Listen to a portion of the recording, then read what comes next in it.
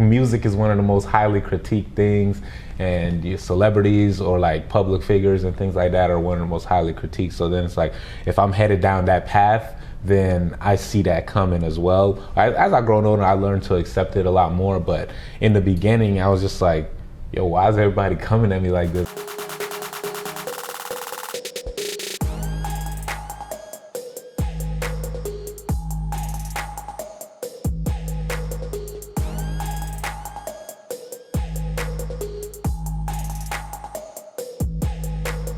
I appreciate you being here. Now, just to give a little bit of clarity, I didn't even know you had a background in corporate, right? Word. I knew that you were lit when it comes to music. I was like, maybe one day I might pop out and do a little chorus or something.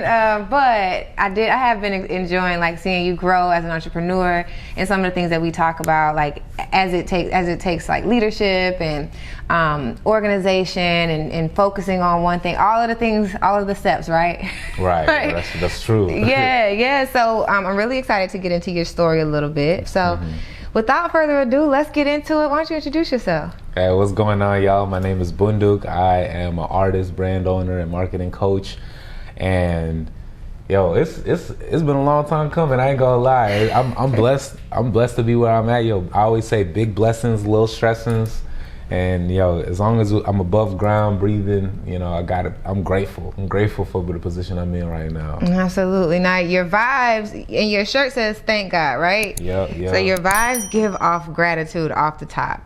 When it comes to you like developing this sense of gratitude, when did that start for you? Shoot, I think it started like early on because my family came from South Sudan, so understanding like it could be way worse than it is right now. Yeah. So let me be grateful for where I'm at and grateful for the life that I'm living and the opportunities that I'm getting and capitalize and just go hard. That's kind of been my mentality when it came to music, when it came to the brand, when it came to the marketing side of things, and just navigating and making sure that I'm living through my purpose and just living through my passion. I'm thinking about like Black people, African Americans, like we're all Black. Right. And so for you to come to being a rapper, it's actually pretty natural, but I'm imagining that African American kids might have been looking at you like, you ain't Black, why you rapping like us or whatever. So one, there's you finding the passion for rap. Right. Then there's two, your family's perception of that, right. And then there's the like actual like Black people or white people looking at you. So did you ever feel judged as you were coming into your rap personality? Always. Yeah. Always. It was like, I feel like that's part of the game. Like people gonna judge you. Like music is one of the most highly critiqued things, and your celebrities or like public figures and things like that are one of the most highly critiqued. So then it's like, if I'm headed down that path, then I see that coming as well. As I grown older, I learned to accept it a lot more. But in the beginning, I was just like, yo, why is everybody coming at me like this? I'm just living my life doing me, but getting caught up in different groups of people that, treat you a certain way because of certain things. And I started just embracing being myself and just being authentically me. And that's the important part right there. That's a big lesson to learn at a very young age. How old were you at this time? You said you found it in elementary school. Oh yeah, so I started rapping in elementary school. I was probably like in 3rd grade. I can only imagine. So wait, did you tell your parents, hey, I want to be a rapper, I'm going to focus on rap? Not early on, because the perception of South Sudanese parents, they're not going to be like, hey, hell yeah, absolutely, yeah, rap like everything we see on TV, and like you see that small 1% on TV sometimes, and it doesn't always portray the best message. Yeah, so it's hard to break some people out of their own preconceived notions and certain mindsets to be like, all right, well, I ain't doing it like that, I'm doing it a little different. And like, I remember like my mom finding my rap book and stuff like that. What were you rapping about? What did she find? Give me a line. Give me a line. Yo, I was rapping about, this is mad long ago, but I was rapping about all types of things. I was listening to a lot of Pac, a lot of then like around 5th grade, I was listening to a lot of 50 Cent, Eminem, Ludacris, Andre, you know. So you coming with like all different types of flavors early on. Like I never like had many cursing in my music, like to the point where like sometimes I just naturally don't. Sometimes, you know, you gotta get your point across with some words. You know what I'm saying? You gotta. I think that's good. I think it's good that mom didn't shame you, right? To be like, don't ever, you know, like, what is this rap? You're not doing this in my house. Throw this away, like, stop it now. What she did give you was like parameters. Right, that's true. Like I knew I had to, or else, you know, my people wasn't gonna be happy. You're gonna get it. And so going through that, and then like I ain't gonna lie, I didn't really always conceptualize going to college. I just knew it was something that I was going to do and something that was just laid out in the path to do. Where'd you go, by the way? I went to the University of Florida. Hey, I feel like people who know I went to UGA, I feel like I'm gonna have to like. So you wanted to be in the School of Music for rap? Yeah, I was like, yo, if they got music, so in my mind, I'm like, yo, rap is music, right? So this is the School of Music. I could probably go do something in rap, you know, but that was non-existent. You know, it's that culture just is not there. Wow, so the qualification was that you had to play an instrument. Right, correct. And that's how you audition. You audition with your instrument to enter the School of Music. So, gotcha. All right, well, whatever, that's cool. But, you know, same thing with, you know, pressure from parents and things like that, wanting you to get, being a major that's going to get you a good job when you get out. So now, when I started out, I was doing computer science. So I was studying computer engineering, computer science, and... Did you like it? It was straight. I didn't really like it that much. You know, I liked the people, so a few of the people that I interacted with, you know, classmates and stuff, but I liked them for who they were. We just happened to have the same curriculum, right? So we would always work together, study together, and things like that. Did you always update your resume? Oh yeah, my resume was A1. Like, really? When I was in college, I used to work at the dean's office, at the dean of students office. So like we always had to put people onto different campus resources and things like that. So I always knew where to go. I knew I could go to the career resource center, go get my resume on point. Now that I think about it, everything that you've done up until this point, you've done it somewhat on your own. Yeah. Was there, you know, you had like the guy offer you the moving job. You had the partner you were doing Airbnb with under the table. Yeah. It sounds like you were doing all of that on your own. Even mom is like, you know, my baby got it. I'm assuming she's looking at you like he'll figure it out. Right. So you're doing that all by yourself, and while you're learning other lessons, that lesson isn't necessarily sticking until now.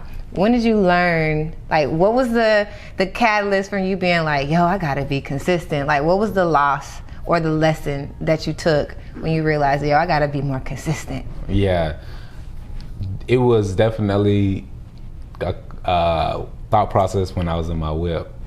What happened? Sleeping in my whip, and I'm just like sitting there, and I'm like, okay, if I was more consistent with better communication, I could have maybe forged a relationship with that first landlord, right? Got you. Who knows? But just thinking about different opportunities that I could have increased a certain part of my skill set that could have caused something to go differently, so that moving forward, I can manage things better.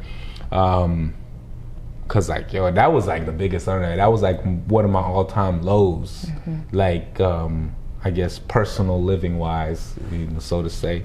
For some people, shoot, they straight if they living out their whip, they all right. Yeah, because they got a whip, right? Yeah, you know? So I was still grateful for that aspect. Dang, you are really good at that, being grateful. You got to, or else you're going to be stressed out, you know? There's only one thing that's stopping you from making consistent revenue on your podcast, and that's one, because you haven't decided that your podcast is a business, but two, you don't have an automated process that's going to get you consistent revenue on your podcast on a daily, weekly, and monthly basis. So if you know you want to get revenue on your podcast, but you haven't started making money yet, click the link below, learn about the Podcast Machine. It's a system that I created for my own podcast, and now I'm helping other clients do the exact same thing. So get into the Podcast Machine, get your podcast automated, and start making money on your podcast today. Now let's get back into the episode. My consultation business, Duke's Day Media, on top of that. So, you know, so from doing music, hustling these mixtapes, people stopped buying CDs, people start streaming. I'd rather pay $10 for all the music than $10 for one CD. You know what I'm saying? Shift. Yeah, big shift. digital shift, you know? So I realized that, which pushed me into the physical sales of merchandise as an artist. So then I was making my way through that. And then, you know, in Atlanta, scaling up on the merchandise, realizing the importance of marketing. So I started my branding and consulting business and telling people how to build their Shopify stores, build their brands and things like that. But then I also realized there was a missing piece to it, which is the driving traffic there. And so my partner that I did the first Airbnb we got kicked out of, and we went to school together. He did marketing and he knew about Facebook ads, all this stuff. So, you know, and I was good at like, you know, project management, understanding the music business side and things like that. And I'm like handing business cards all around the city. I'm like dropping off merch at the post office. I run into a dude, hand him my business card. We chop it up. He hit me back like 2 weeks later. He's like, yo, you know how to do Facebook ads? And I was like, yeah. This is like at the top of 2020, right? He asked me if I knew how to do Facebook ads. But was this a part of your services yet? No. All I did was Shopify's, clothing brands, and, you know, building out your Instagram and content, little stuff like that. Just the non-digital advertising side. So then I hit up my partner and I'm like, yo, bro, I got to play for us. We could go 50-50 on this. We could start we could do it under my Duke State Medium. I already got everything put together, put together a presentation, presented it to the client. He was like, oh, okay, put together like a 15-slide presentation for him, presented to him over Zoom. We watched it, and then not even Zoom. Zoom wasn't even popping yet. We was on Google Meet. Oh, okay. I was gonna say Skype. Yeah, I was Google on Meet. Google Meet, or Google Hangouts, whatever they used to call it. So boom, I presented to him. He was like, "Oh, okay. Now I'm straight." Like, so you did all that work. Yeah. So I was like, wait. I was like, "What you don't like about it?" He was like, "I don't like this, this, and this." And I was like, "Okay, so how about this? Let me go back to the drawing board, get this together, and let me represent it to you 3 days from now." And he was like, yeah. I love that play. Yeah. Did you learn that? That's a technique. It is a technique. And I me thinking back, I'm like, how did I know to do that? You know? Like, what don't you like about it? That's dope. Because the key. That's the key, you know? And I know he was ready to invest. He was like, yeah. And then I was like, that's from me understanding, okay, if something's not right, you can try again. Like me back when I was in the studio making music and engineering sounds and things like that. I'm like, oh, do you like that? You gotta ask the artist, yo, do you like that? Nah, I can't. I don't like this, this, and this. Okay, cool. Let me change that up. Boom, boom, boom. What you think now? And that's part of that trial and error aspect, and knowing that it's a continuous process. So. I think this is based off of that type of mentality. That mindset. Yeah. For you to say, hey, what don't you like about it? Right. That's yeah. And that was part of my marketing mindset as well, because like in marketing, it's a process of finding out what's wrong, what don't work. You know what I'm saying? Certain types of, like, I understood like posting and insights and Shopify traffic. I understood that aspect of it, but I didn't fully understand how to leverage the. What kind of results did you see with that? So it was a very long-term play. So we got some pretty good results. Really? So we ended up launching this. He had a Mother's Day song, and we did a Mother's Day campaign around his song. So he's an artist. Yeah, he's a music artist. He's an old, like a R&B soul artist, older gentleman, and so like his target fan base was older women. So when we ran the ads, we were targeting older women, and we're like, okay, well, where are the older women at? They on Facebook mostly. They're not really on Instagram like that. So let's just focus all our efforts on Facebook. So we started focusing all our efforts on Facebook, running the Facebook ads and things like that, and getting engagement, building up his page. Like when we started, his page was at 5K. Lennox Armstrong, and then that's a lot for a Facebook page. Yeah. And we got him to, we turned it up to 175K. Yeesh. And then we launched a viral campaign behind his song called I Love You Mom around Mother's Day. So we flooded, people sharing. The song got 1.6 million views on the Facebook video. When the Facebook video had 1.6, we was like, yo, this shit could go crazy. And his page grew like crazy, and I was like, But he also had the bread to invest, because you have to be able to invest, because that led to him getting that exposure. That led to him being able to drive people to his website to cop merch. So like, then when we decided to sell CDs, after investing in building the audience, people were buying the CDs. You know, for every dollar we were spending on ads, we were making back $5. Okay. So that's so, and these are older women. They buying CDs. I was gonna say, because the shift is happening, but these are still loyal to. They're still loyal to getting their music. So that's part of that economic mindset too, behind understanding who the people are, what their habits are. So I was always good at research and doing things like that. So that's what made me be able to have that type of mindset easily. And that was like right around the top of the pandemic too. Yeah. So I would thank God that I was able to start that up, because at the top of the pandemic, I had to shut down the Airbnb.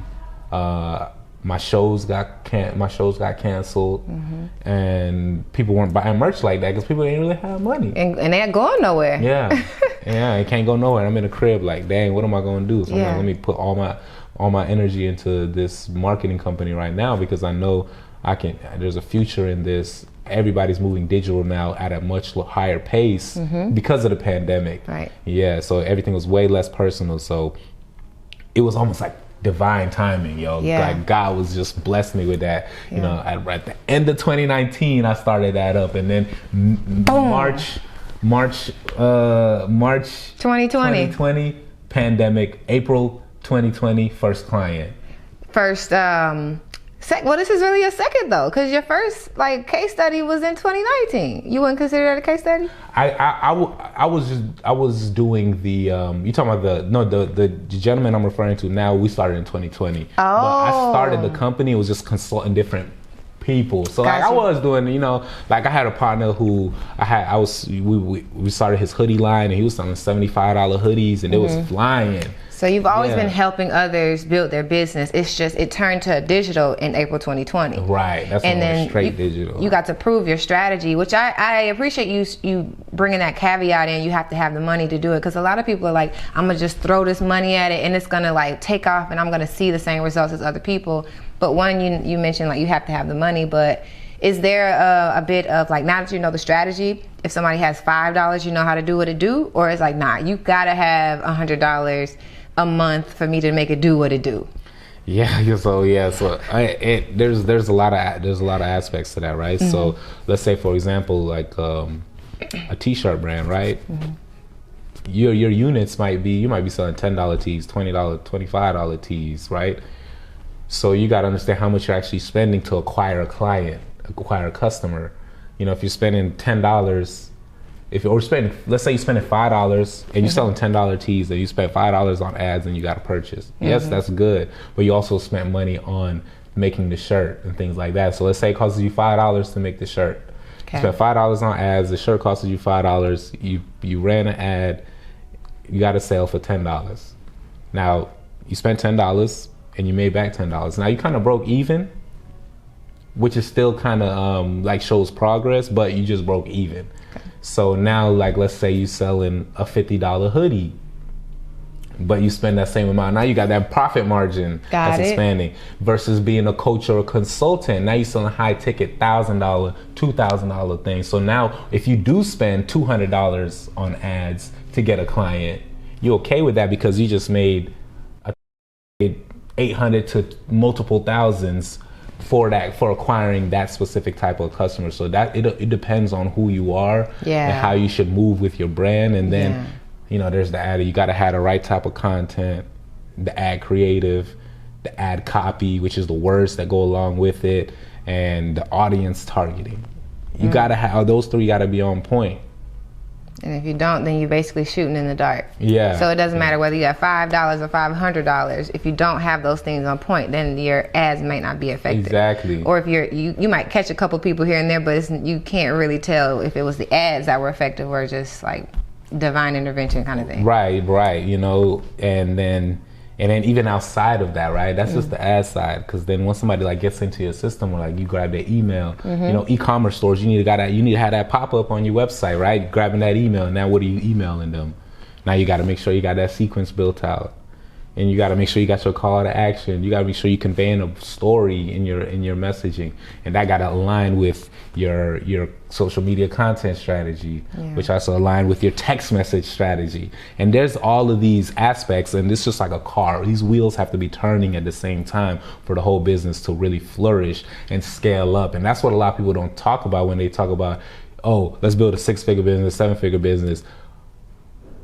Yes, they say focus on one thing, but that one thing includes multiple things. Right.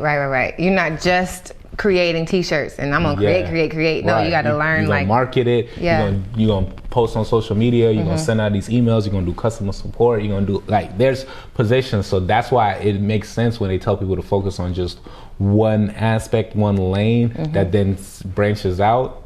So for me, me being in like 3 different lanes simultaneously. Right. Artist, I had to get to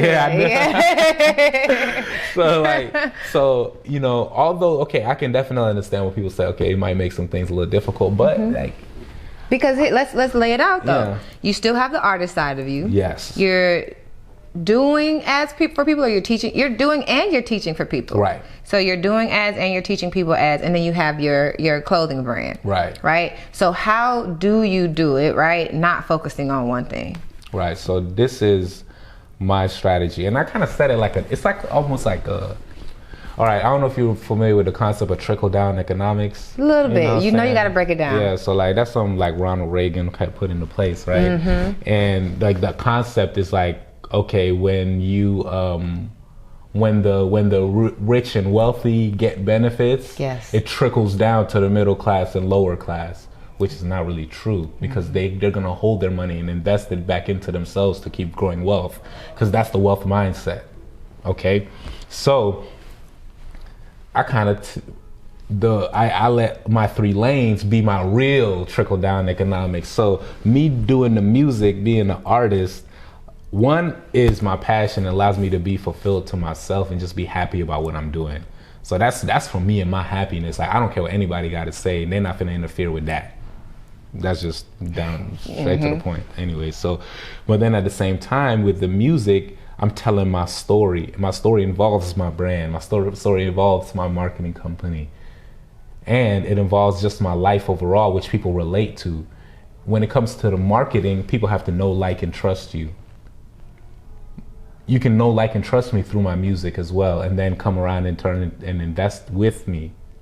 So an artist seeing that I take my artistry serious, and then I have this entire program that actually helps teach artists how to brand and put themselves out, they respect it, because they're like, oh, he know what I'm going through. That brand owner, like, yo, that artist, he's selling them t-shirts. He got that song, Thank God, but he's selling this Thank God brand t-shirts and hoodies and sweaters and all of that. He understand what I'm going through. Now the coaches and consultants want to do the same thing. Yeah. Because coaches and consultants also sell units. They sell books, they sell merchandise, and they put teach. out content. Motivational speakers do the same thing, books. Everybody kind of does the same thing, so I align it. I'm like, okay, so I got my high ticket item, I got my mid ticket item, and things like that. So now by me being able to align that with what I do now, when I'm showing somebody, so I was able to grow my personal Facebook page with the funds that I had from like 3K up to 11K. This is how I did it. Now I'm like going into my personal ads and I'm showing you, boom, boom, boom, boom, boom. I ran this type of campaign. I targeted these type of people. I ran these types of ads. I tested out these ads, found out what worked, doubled down on that ad, and I spent $40 on the test. Then I spent $250 on the full one that just kept going and skyrocketed my engagement and content strategy, right? And grew and ROI fans, too, like ROI as well. So it's all working together. So it sounds like you reverse, the whole client avatar conversation, right? It sounds like you reverse engineered it, because if I were to think about your core audience, it could be an artist, it could be a coach or consultant, or it could be a product-based business, right? But for you, it sounds like you reverse engineered it, because it's like, what activity do I want to do for the rest of my life? And by that, if I stay consistent in like your artistry, then how do I create these business ventures around that thing that's gonna drive like customers? Would I be right in saying you reverse engineered it? Or do you look at a paper and say, okay, so what ads do I need to run for the coaches? What ads do I need to run for the artists? What ads do I need to run for the product-based businesses? Actually, both sides ring true. It's really... So it's reverse engineered because I'm like leading with the marketing company, but I'm an artist on the back end, right? Sometimes, depending on the conversation I'm having. Like with you knew me as a marketer before you knew me as an artist. True. So now when I'm marketing my art, it makes sense. That's true. When I'm talking about how to market on a video and my music is playing in the background of the video, it makes sense. That's true. And I'm wearing my merch in the video, it makes sense.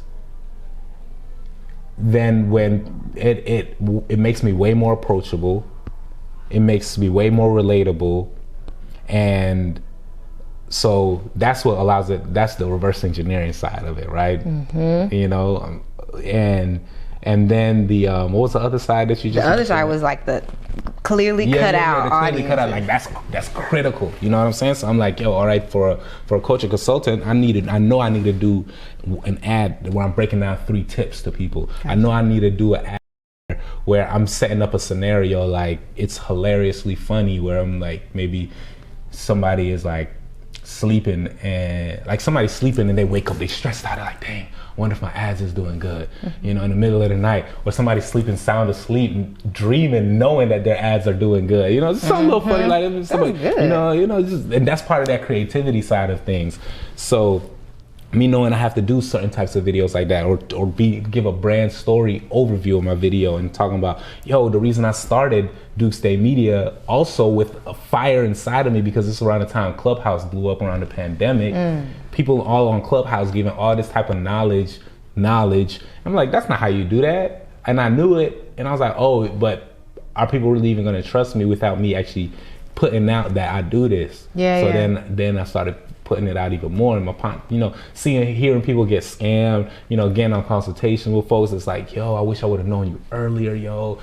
You know, I went through this, that, you know, I tried it myself and wasted all this money, different things like that. So you lead with your marketing side. It sounds like it's comfortable for you to lead. Honestly and truly, it sounds like it does sound like it's a bit reverse engineered, but I'm imagining there's one day you walk up to somebody, they like, yo, Duke, and they know you from like being straight rapper, and they like, hey, how do you have all this stuff going on the back end? So as much as I know you as a marketer, and a lot of people in our community know you as a marketer who raps, do you, like, how often do you walk around and people say like, that's the rapper? And he's got that business. That happens. It does? Yeah, that be happening. Really? A lot more recently, because I've been just putting my music on the forefront a lot more. And just deciding, like, because I even was thinking, like, man, I was doing so much of the marketing, right? Took a big step back from the music, and I felt like I was losing my identity as an artist sometimes. And I'm like, yo, nah, these people shouldn't know that I'm just a marketer. These people should know that boy got bars. Real bars. Because I would look at it and say, oh, this is your hobby, but it really does, like, the way you tell your story,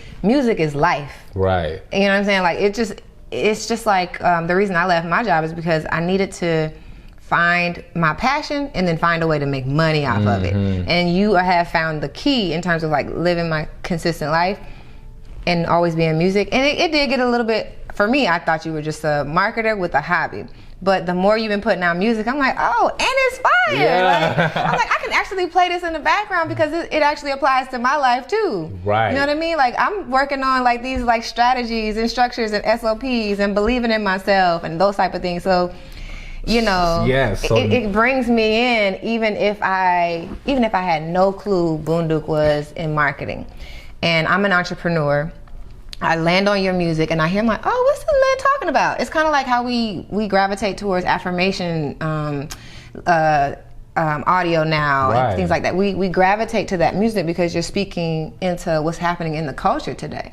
And I think that's really, really like foolproof. No. You got a system going. That's lit. So as we you know get up out of here and really close out. One, I think people clearly understand it. Like, you broke down even like the teachings of it. I'm like, I gotta sign up for your class. But you mentioned identity, right? And being a Sudanese man, right, who figured it out. Not only did you figure it out, like, I'm gonna be a doctor, I'm gonna go get the car, and that's figuring it out in one way, but you figured out how you don't have to be a part of the system, or how you can leverage the system when you want.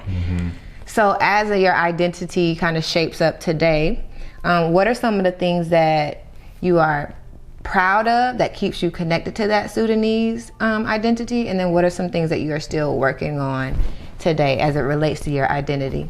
Right. So the fact that you even bring up identity is very key, because, like I said, I used to rap by the name of Duke, hip hop Duke, and then I stopped doing that. I'm like, you know what? I got to focus on who I am, my identity, and that's why I was like, yo, I told everybody, stop calling me Duke. You could only call me Bunduke, because that's my full name is Bunduke, and I grew up, my family always called me Bunduke. You're like, hey, you're Bunduke, and I'm like, yeah. So I'm like, yo, if you want to rock with me, you got to call me Bunduke, because for one, you know, it always, you know, there's a marketing aspect of it, of course, because it's very unique and it's me. So like, and then, but more importantly is the identity aspect of me being authentically true to myself, and not trying to put myself into a box, or even like compromise my name for people who just don't want to pronounce it. You know what I'm saying? If you don't want to pronounce it, you don't need to be in my life, period. And it's fine. You know what I'm saying? No hard feelings, but like, we just don't know how to hang out. Like, you do you, you do me, man.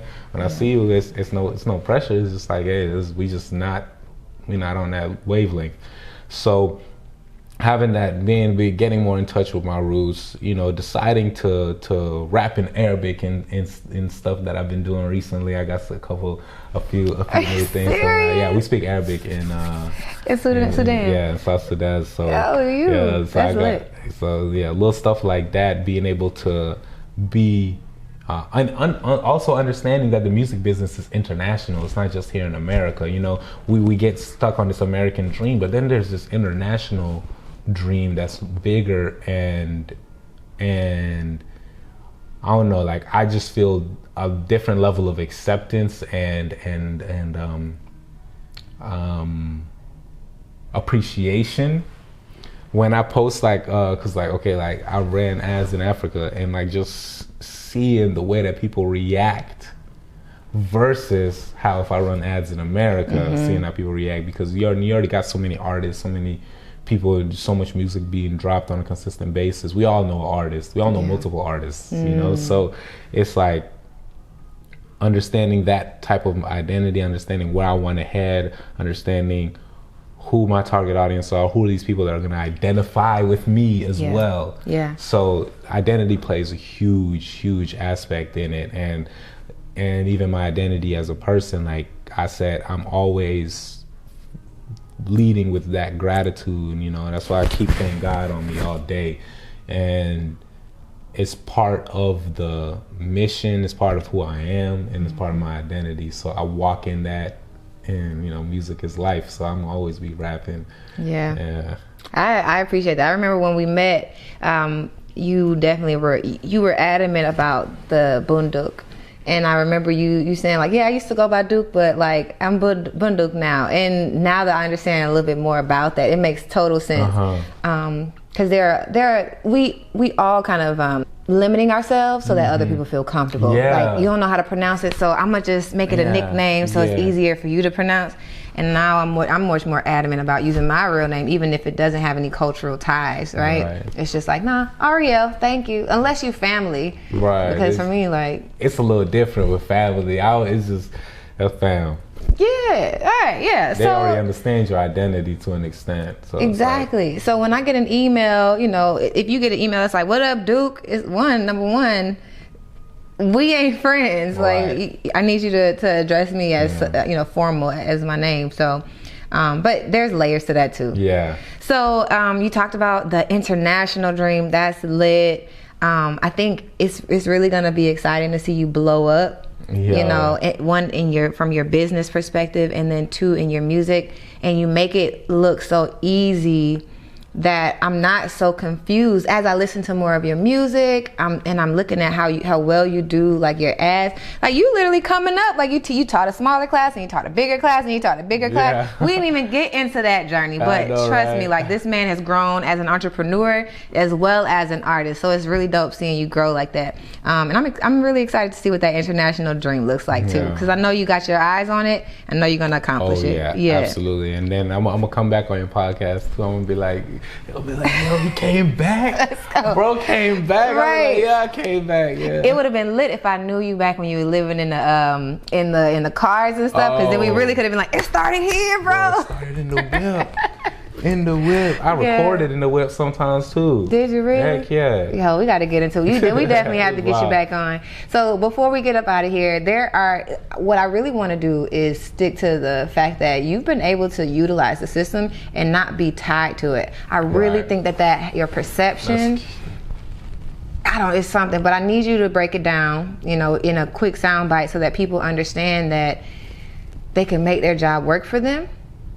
In a way, I feel like that's how you would say it. But what would you say to someone who's currently, in the process of maybe getting on the PIP, and they don't know what they're gonna do in corporate? They don't know how they're gonna find a life that resembles happiness for them. What advice would you give them from like your perspective? Yo, sheesh. That's from my perspective. I can't really give a level of general advice, so I can talk about what my experience was and what they can pull from that. But from my experience, my goal was to align my passion, my purpose, and profit. You know what I'm saying?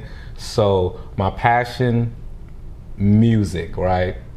My purpose, to leave an impact on people, a positive, gracious impact on people. And then how can I do that and still make profit? So that's where I began to kind of conceptualize and align what I do, especially to what I do today. And understanding, by being able to help somebody get what they want, I was able to get what I want.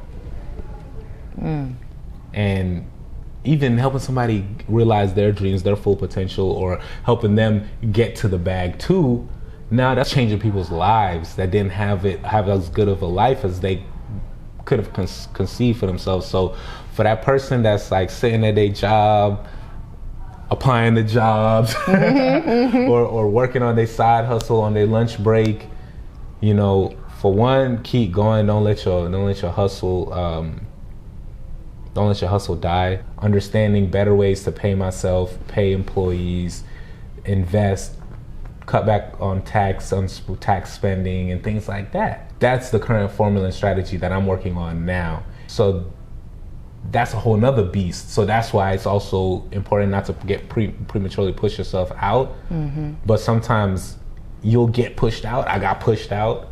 Or sometimes you just kind of reach the end of it and you're just like, yeah, I'm done with this. You're definitely speaking to me in this moment. And I think even my clients who are on their journey and they think like you, but maybe they haven't necessarily built that propensity to like make their job work for themselves. Mm-hmm. Stay longer and don't let the pressure push you prematurely. Yo,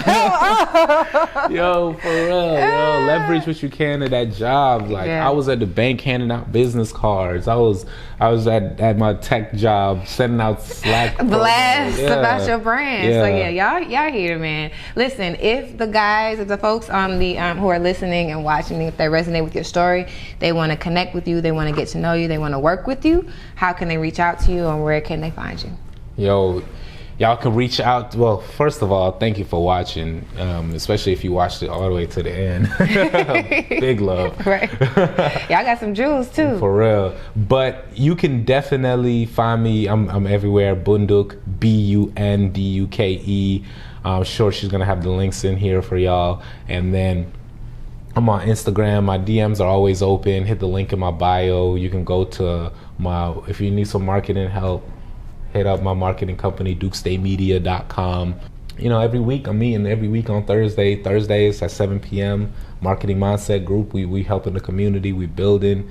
We're getting together with people who want to do ads, not just Facebook, but Google, YouTube, Snapchat, TikTok, all these, there's so many platforms that can be taken advantage of. And sometimes if one platform ain't for you, you got to jump to another one. So that's my new Take Control program that I recently launched. So that's really been the biggest impact I could leave on people and actually take somebody from point A to point B.